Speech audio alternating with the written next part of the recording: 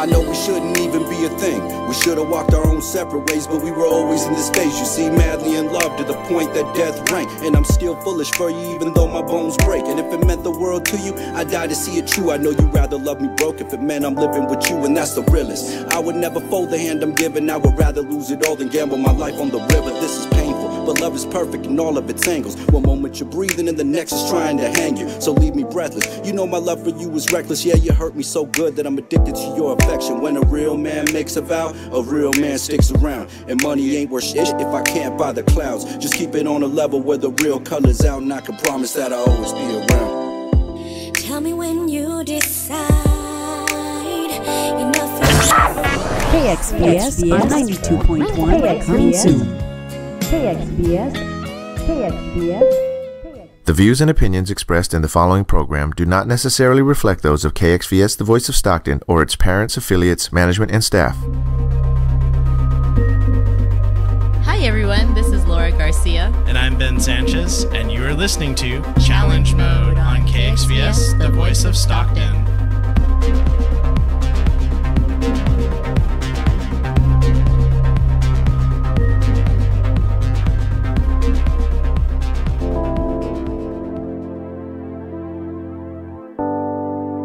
It's time for Challenge Mode, and here's your host, the one and only innovator of Challenge Mode himself, Ben Sanchez. Thanks, Dustin. How you doing, man? Good, how are you? I'm good. Well, could be better. Rough week, huh? Yeah, rough week. Yeah. It's one of those weeks. It's one of those weeks. We're going to iron out the kinks after this show. Summer's winding down. Yeah, it is. Some awesome videos up there, too, huh? I know, you're becoming such a great editor.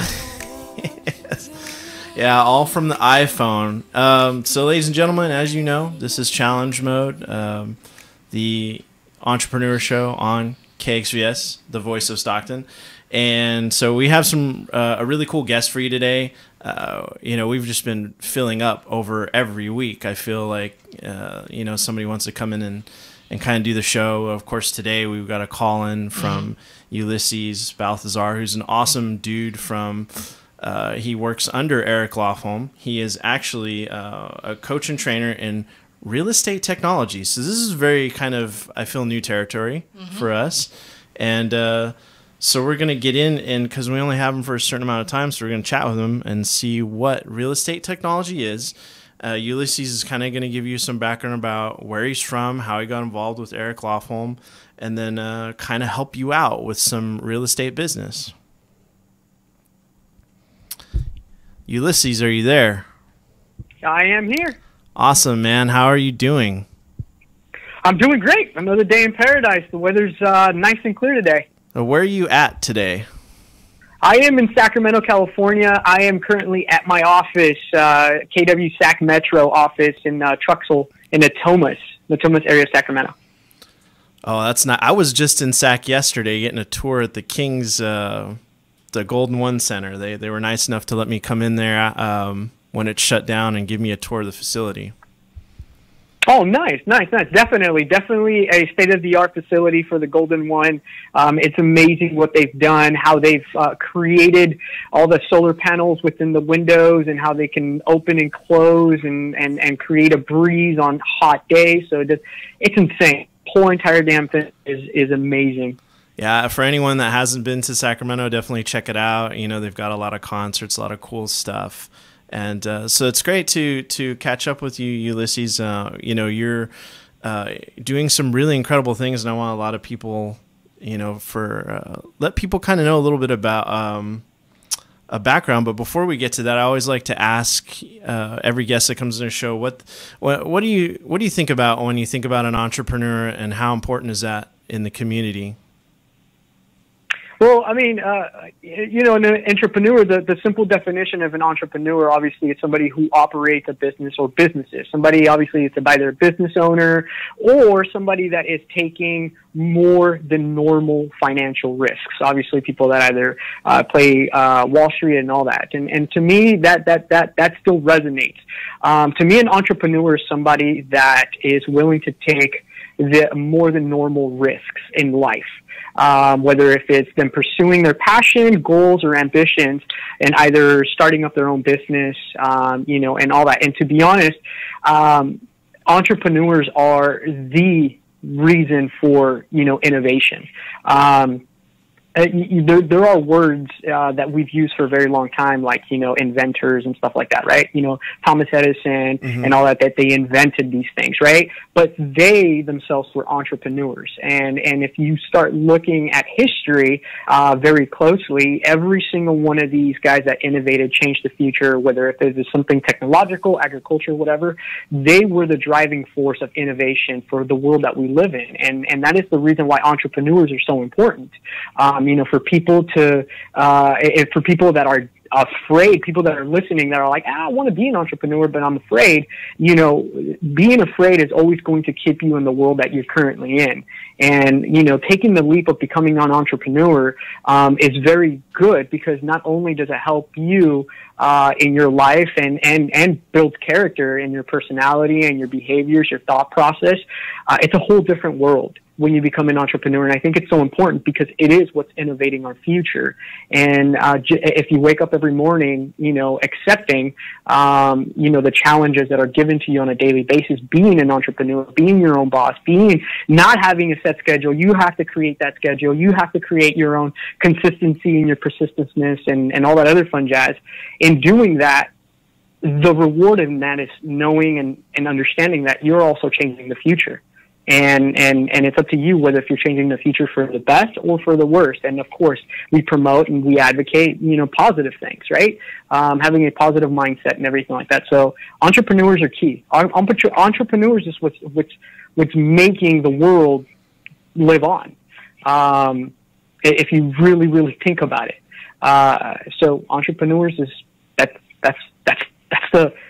the best life for me, I think. And, well, you knocked it out of the park. That's like, that was, and it's great to hear everyone has a different take on that, right? Mm-hmm. And I think that's definitely fantastic. I think you're spot on. We're innovators, but the main thing is really being in a positive mindset when you're creating too, right? When you're building. Yeah, absolutely. Because that's one of the biggest key things that we're struggling with nowadays is that society has really gotten set into their habits, right? And I guess talking a little bit about my background, I had a goals and ambitions of what I wanted to do when I got out of high school.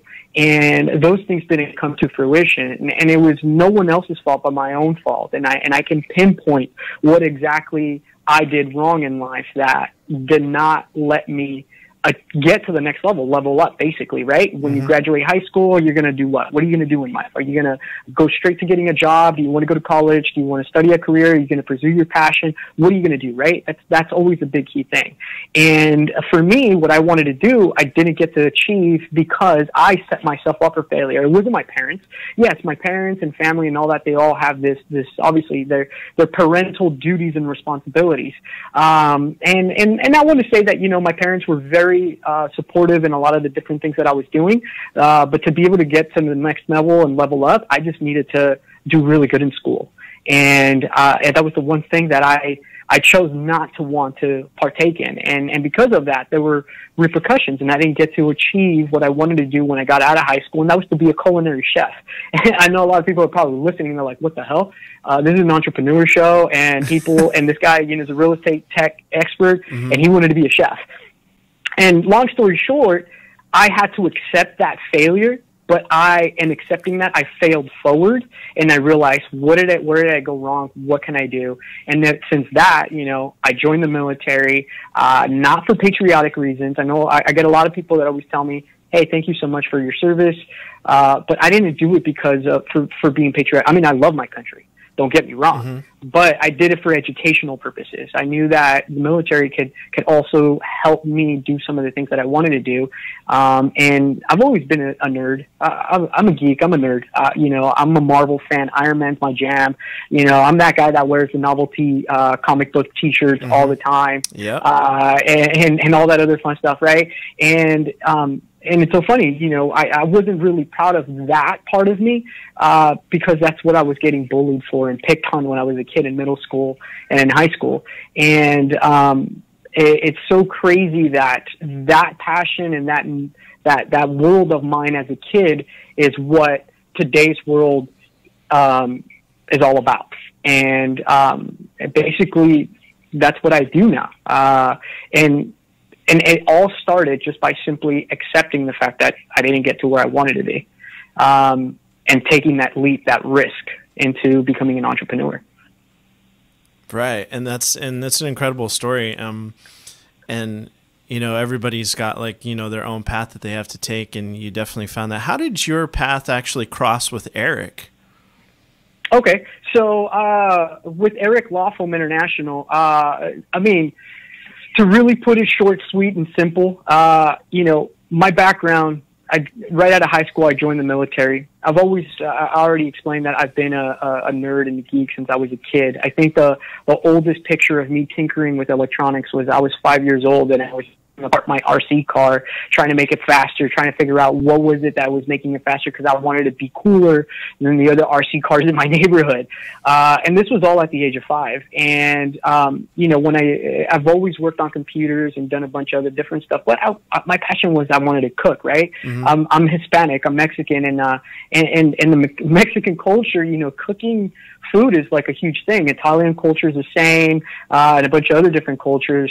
Being a chef is like a huge honor thing, right? When you can really cook good homemade meals, right? That brings the family together. And that, to me, that was the direction I wanted to go. But that hobby of mine was always tinkering with electronics and computers. So I joined the military, was a helicopter engineer, and then I went special forces, and I started flying drones as a elite soldier in the United States Army. And then when I got out of the military, became a Department of Defense pilot, and I was an aerospace engineer. And then got into biomedical engineering, continuing basically off of all the education that I got in the military, and just learning. And it wasn't until I got into 2016 where I decided I wanted to take a change. I had some personal stuff that happens. Everybody goes through it, right?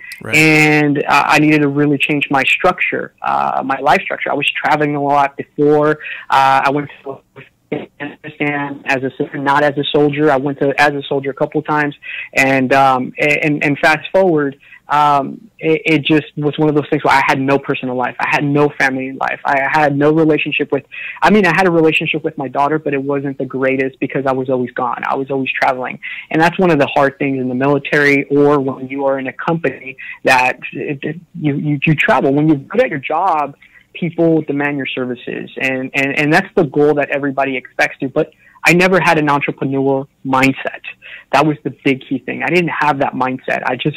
I was all about like, all right, a paycheck and work to collect that paycheck, right? I was comfortable, but I plateaued, and in plateauing, I got hungry. Really hungry, and I was like, "Yo, this can't be it for the rest of my life. Like, I need more." Mm-hmm. And so my father wanted me to be a real estate agent when I was 17. He's all like, "Look, obviously you're not going to be able to be a culinary chef. The market is doing really good right now." My dad comes from an entrepreneurial background. He loves buying properties, renting them out, so on and so on. And he told me you should become a real estate agent. This was 2005, and my dad, at 2005, we all know the market was booming. 2005, right. 2007 took a crash. 2008, everybody was suffering. But I was already in the military in 2008 when everybody was suffering. I was in Afghanistan. So, you know, I got to hear all the terrible stories. My dad was losing properties, you know, left and right. Everybody was underwater. It was just huge chaos. So in 2016, I typed in literally all of my skill sets. Jobs with this skill set, right? And I typed it all into Google, and I saw what Google spit out, and it was sales jobs. And I was like, what? I don't want to be a salesman. But what about it though? And then I started looking deeper into it, and sure enough, real estate pops into it. Obviously, being in real estate, the sky's the limit. You can make as much money as you want, but you have to put in the work. You have to grind, right? You really have to change your mindset, and that's what I was after, that mindset. How can I have a better, healthier entrepreneurial mindset? How are these people doing it? And I discovered things like law of attraction. I discovered the book The Secret. I discovered John Maxwell. I discovered Gary Keller. I discovered Gary Vee, Grant Cardone, and all these people. And it became very apparent that entrepreneurs was the reason why the world was spinning around, why we are so technologically advanced and everything, and learning the stories of Steve Jobs and all of them and how it all started all in a garage, Bill Gates and all that. And it's just like fascinating.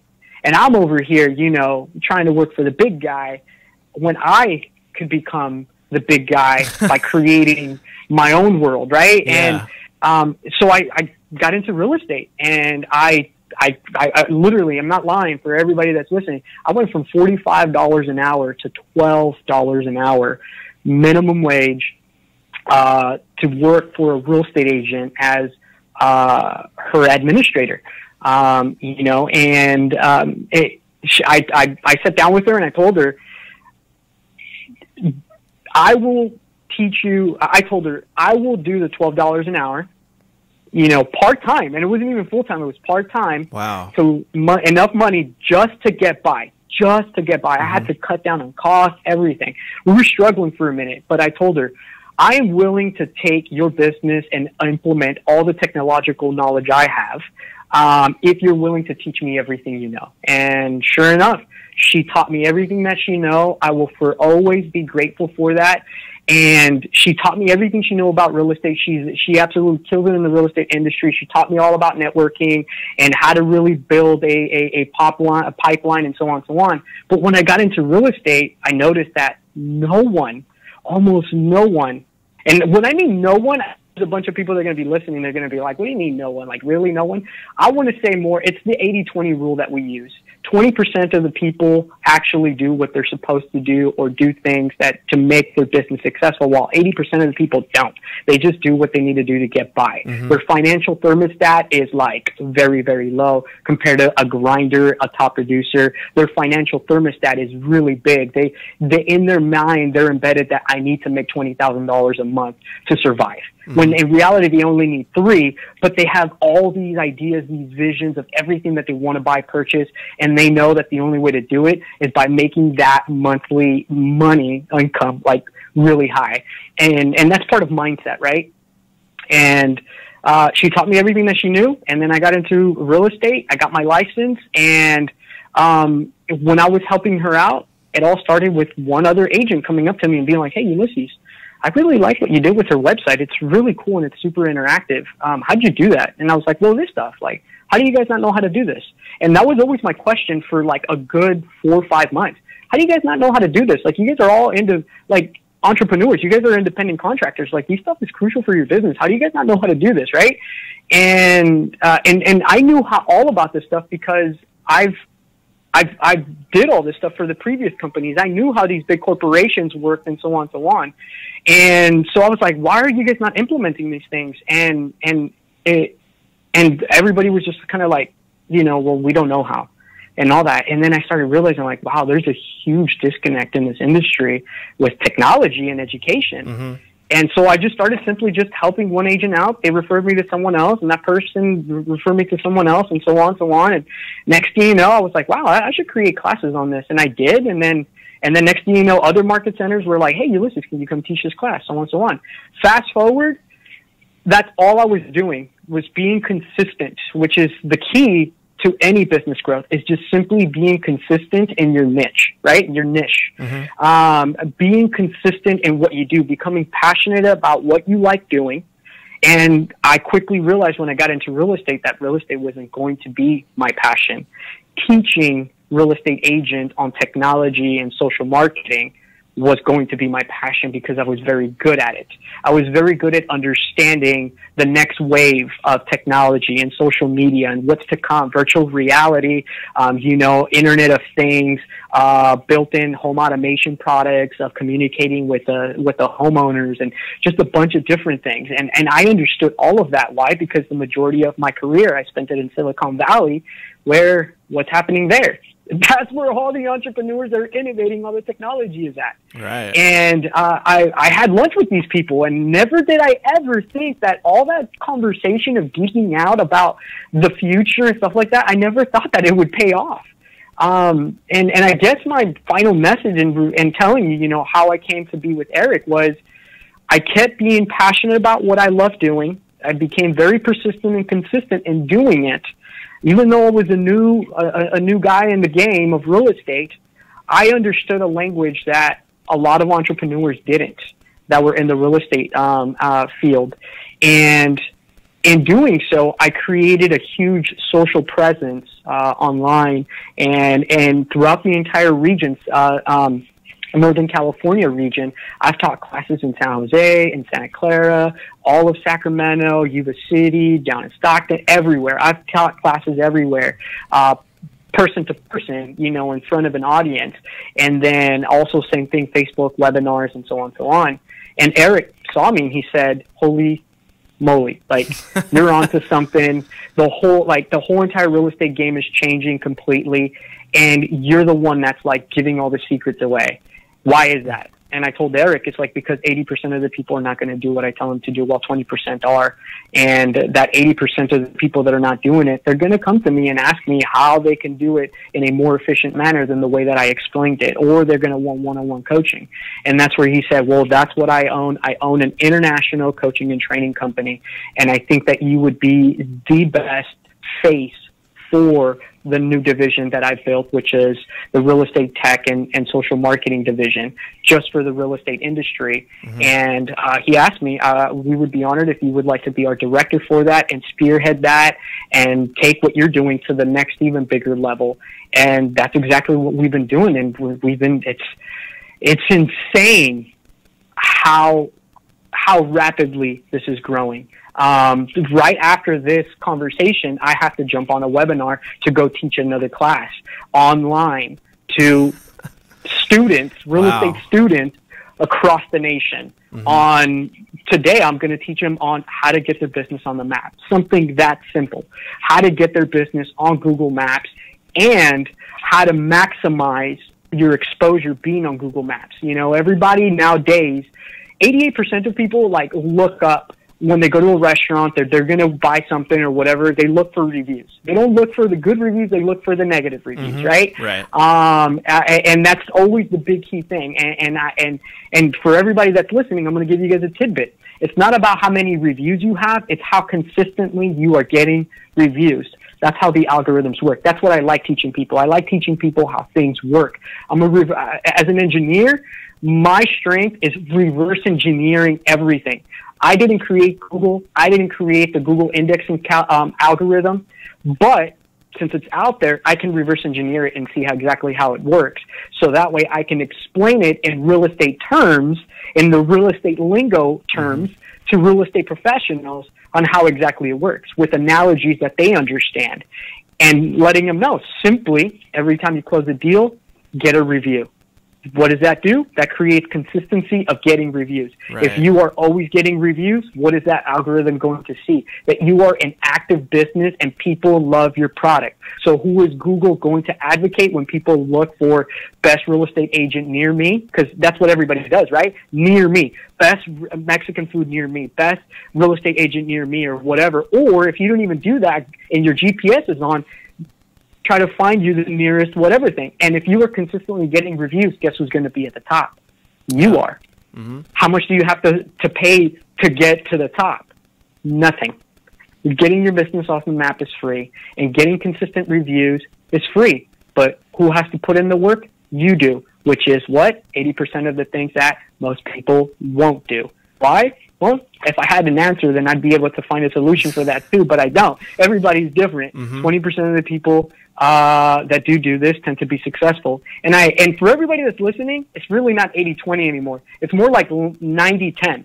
So for everybody that's listening, ask yourself, how many people are doing it right in your market? Just ask yourself that. How many people in your market, meaning your area where you live in, is doing it right? And if your answer is, like, I can't think of anybody, then that's where you know that you have a complete open opportunity to make it to the top. You don't have to be a YouTube star or anything like that, but you can become the subject matter expert in your area if you simply implement tiny little things, because, once again, how many people are doing it right in your area? Not that many. So is it too late to jump into this? Absolutely not. Way too early. Mm-hmm. How many people do you get that think that are in that mindset that think, I think it's too late. I don't think I can do this? Do a lot of people come up to you and ask you that? I really say that it's too late. They always ask that kind of like at the end. What people's mindset is that I notice is people doubt themselves way too much. We are our worst critic, and what's creating social media is obviously social, right? Socializing. That's the whole concept of social media, or even being online. Being online, like on the web, having a website and everything, that's another form of social media, because you are socializing with your audience. You're providing content. You're coming from contribution if you do blogs and all that other stuff. But the biggest key thing is the interactions that you get to do digitally with people, specifically like Facebook, Instagram, Snapchat, and all that, videos, pictures, and photos. And most people's mindset are still very 90s. They're very self-conscious. They don't like the way that they look in camera, and so on and so on. So even though they know that not many people might be doing it, or that, you know, that they can totally jump in this and to do it, it's their lack of motivation, because they have lack of confidence in themselves. And that's probably the biggest key thing that I get the most. That's the biggest pushback. Oh, I just don't know about how I look in camera, and I just don't like the way that I smile, and so on and so on. And I'm just, at the end of the day, I look at them, I'm like, you're going to have to meet the people eventually in person, right? Yeah. Right. And guess what? You look the same you do in person. It adds 10 pounds. I'm like, are you freaking kidding me? When was the last time you saw a movie and you were like, damn, Robert Downey Jr., Mr. Iron Man, looks 10 pounds heavier? Like, no one does that. Yeah. You know? So people just get way too stuck in their head. So what are a couple of things before we let you go that people should be aware of? Besides all, I mean, you really hit on a lot of key points, I think, already. But if there's any advice for people that are, you know, just getting into starting a business, or maybe they're struggling with it, what advice would you tell them? A successful business starts with your brand. Okay? So please, I'm going to say this again for everybody that's listening. Take notes. A successful business all starts with your brand. Okay? And I'm going to give you guys an example. Starbucks. Why is Starbucks so successful, right? And most people will never figure it out. But everybody's answer, the majority of people's answer, is always like, oh, because of their coffee. I'm like, yeah, but how is their coffee different than Java Rio, right? Or Dutch Bros? Well, Dutch Bros is another good example, but I'm talking about, you know, like Starbucks in general. Why? And people are like, coffee. It's like, well, there's a bunch of coffee places everywhere. Or you can make your own coffee, right? Really bomb coffee. You can get Dunkin' Donuts little Keurig cups nowadays, right? And have really good coffee. But why Starbucks? The reason why Starbucks is so successful is not because of their coffee. It's because of the experience that people have when they go to Starbucks. And that's what I'm about to touch on. Brand. Your brand, it all starts with your brand, and it is very, very important. Your brand has to have all 5 senses in one way, shape, or another. Your 5 senses, which is what? Seeing, smelling, tasting, hearing, and touching, right? And when you go to Starbucks, you are literally doing all those. What do you see when you walk up to a Starbucks, right? Their branding, their logo, the way it stands out. When you walk in, what are you seeing? Same thing. The architecture. What are you touching? The architecture, the designs, the tables, everything, the way all of it is organized, right? What are you smelling? The coffee being made. What are you tasting? You're tasting the coffee. And what are you hearing? The music, the background, the ambient. It's chill. It's quiet. All 5 senses in one location. That's the ultimate customer experience. Now, for a lot of you, what do you mean? Well, how do I need to taste in real estate? How do I think about, it's all psychology at the end of the day. You know, this doesn't taste right. This doesn't sound right, right? Those are things that we say when we're talking about this smells funny to me, right? Like the things that we say when your gut feeling is telling you like I should do this or I shouldn't do this, right? People still go based off their gut feeling at the end of the day. It's part of their senses. So you have to make sure that your brand as a real estate agent touches on all those. How do you dress? How do you speak? Your scripts, your logo, your website, what you're saying when you talk to people, when you meet to people, your demeanor, your connotations, your attitude, your mindset. All of that is all part of your 5 senses of experience. And when you can master those 5 right there, that's when your brand ultimately becomes a really good experience for your buyers, sellers, or investors. And that's what will make people come back. And then there's a bunch of other things. Like, you can't spend money on marketing or any of these other things until your brand is right. And that's the biggest mistake that a lot of people do. They start dumping so much money into branding and brand awareness and all that when their brand is not even set up properly. They think, I just got to make a logo and that's it. Slap it on my website, slap it on my business card. That's all. It's like, no, what else is your brand going to represent? And that's the big key thing. That's the first pillar that I think people just need to take care of first before they go on to moving up, leveling up in their business. Well, that's awesome advice. And you have a lot more things to offer for people and a lot more workshops. Maybe let people know where we can find, your workshops or how we can get in touch with you. Oh, very, very simple. Folks, for everybody that's listening, Ulysses Baltazar. If you literally just Google my name, Ulysses Baltazar, you will know everything about me and how you can get a hold of me. You can also go to ulyssesbaltazar.com.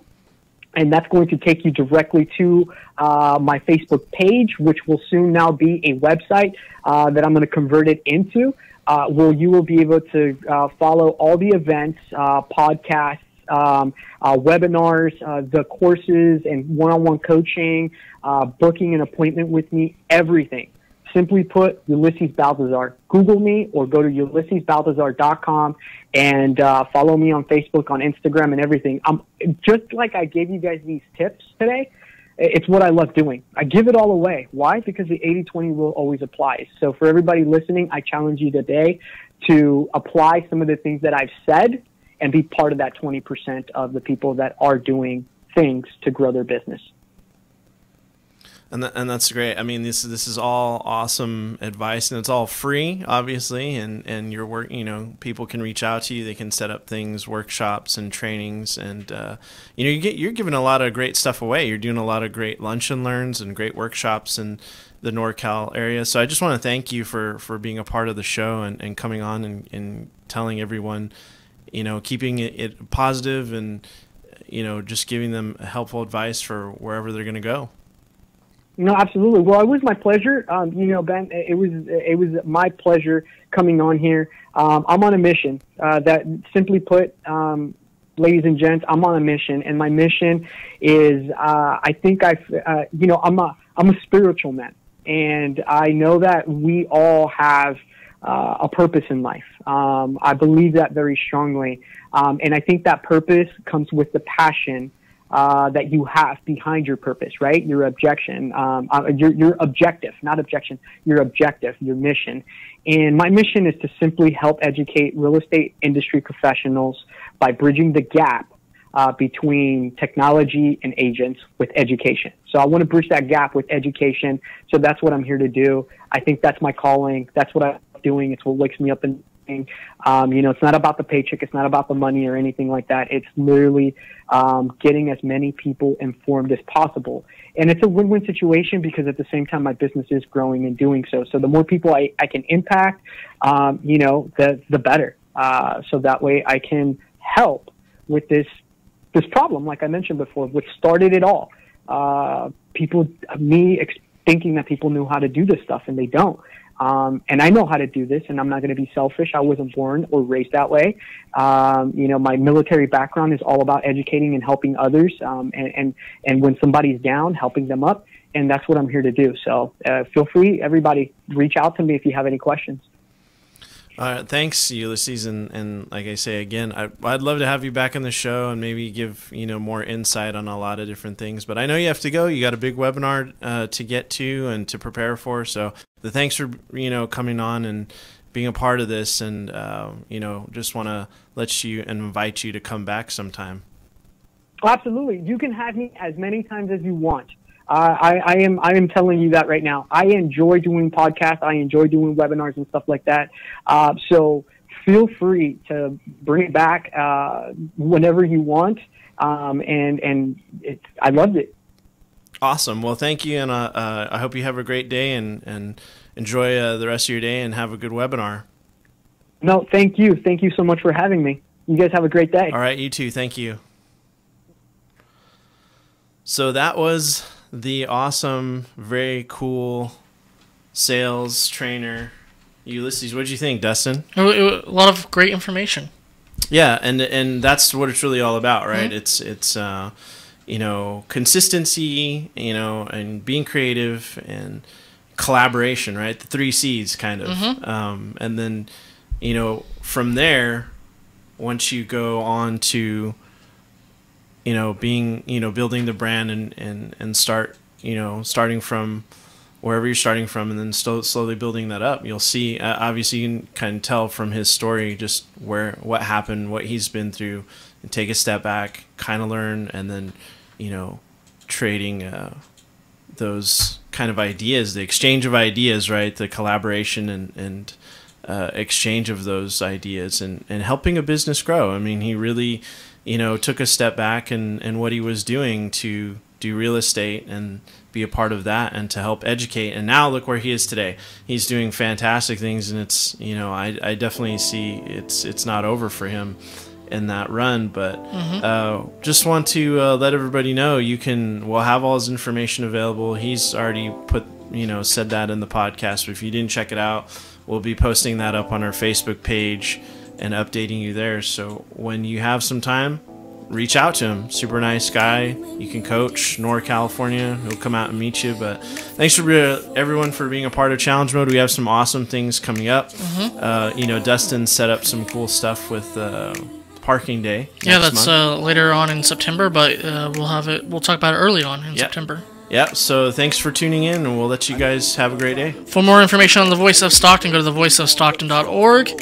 And let's make Stockton better together. That's right. Right here on KXCS, The Voice Stockton. That you've been listening to Challenge Mode. We had to work solo. We stayed broke, tiptoed our way through the family photos. Ashamed of promo, irregular problems in the backstage.